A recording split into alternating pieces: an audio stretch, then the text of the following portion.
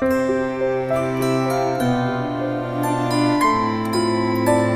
রসকদম্বের খোঁজে এসে উপস্থিত হয়েছি মালদার রথবাড়ি এলাকা সংলগ্ন একটি অভিজাত দোকানে।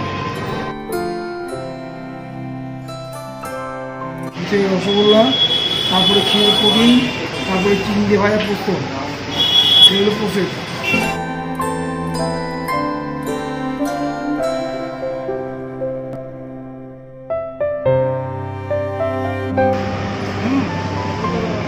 সত্যি দারুণ।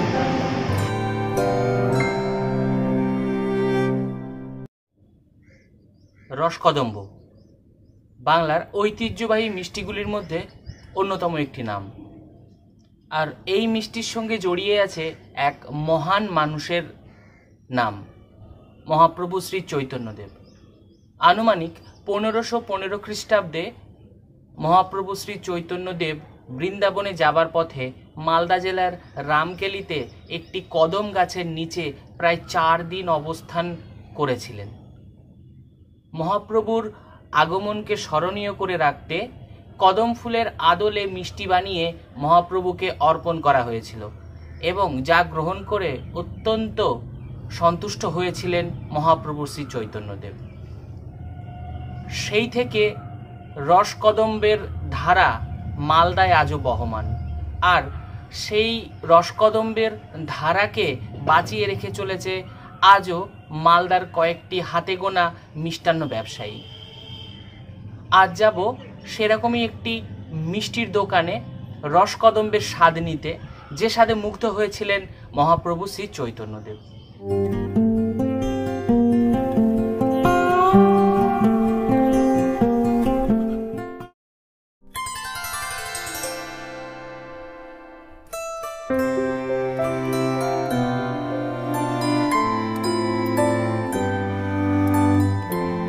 মালদা জেলার যে বিখ্যাত মিষ্টি রসকদম্ব, সেই রসকদম্বের খোঁজে এসে উপস্থিত হয়েছি মালদার রথবাড়ি এলাকা সংলগ্ন একটি অভিজাত দোকানে। এখন এই দোকানে আমরা ঢুকবো এবং রসকদম্ব তো খাবই, এর সঙ্গে জেনে নেব এই দোকানের মালিকের কাছ থেকে কিছু কথা এবং সেই সঙ্গে রসকদম্বর কিছু ইতিহাস।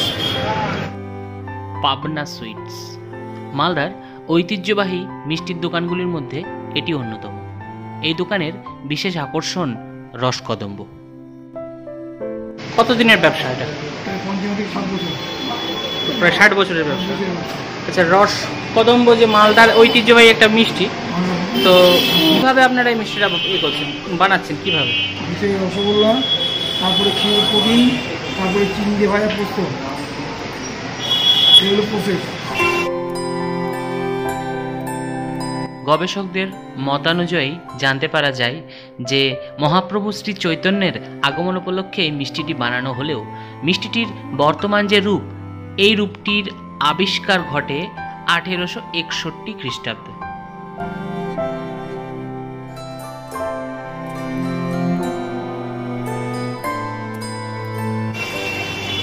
কতদিনে রাখা যাবে মিষ্টিটা? আপনাদের এখান থেকে কোন জায়গায় যায় মিষ্টিগুলো? পূর্বে মিষ্টিটির উপরে পোস্তের একটি আবরণ দেওয়া থাকতো, কিন্তু বর্তমানে ব্যবসায়ীরা পোস্তর বদলে চিনির গোলাকার দানা ব্যবহার করছেন। এটা ছাড়া আপনাদের দোকানের আর স্পেশাল বৈশিষ্ট্য কি মিষ্টির আছে? মানে আপনাদের দোকানের নাম করা বলতে কানসার রসকদম্ব। ওটা কিভাবে বানাচ্ছি? ভিতরে চমচম টাইপের বা রসগোল্লা টাইপের, উপরে ক্ষীর পুডিং, বাস। এত কিছু লোভনীয় বর্ণনা শোনার পর সেই ঐতিহ্যবাহী মিষ্টি চেখে দেখার ইচ্ছাটাকে আর কিছুতেই দমিয়ে রাখতে পারলাম না। গুটি গুটি পায়ে ঢুকে পড়লাম দোকানের ভেতরে আর মিষ্টি চেয়েও নিলাম। খেয়ে দেখি একটা।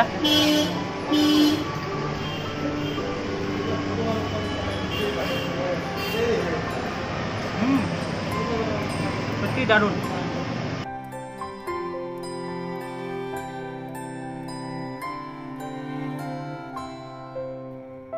মহাপ্রভুর স্মৃতি বিজড়িত সেই মিষ্টি মুখে নিয়ে কিছুক্ষণের জন্য যেন কোথায় হারিয়ে গেলাম। আপনারাও একবার হলেও চেখে দেখবেন এই রসকদম্ব।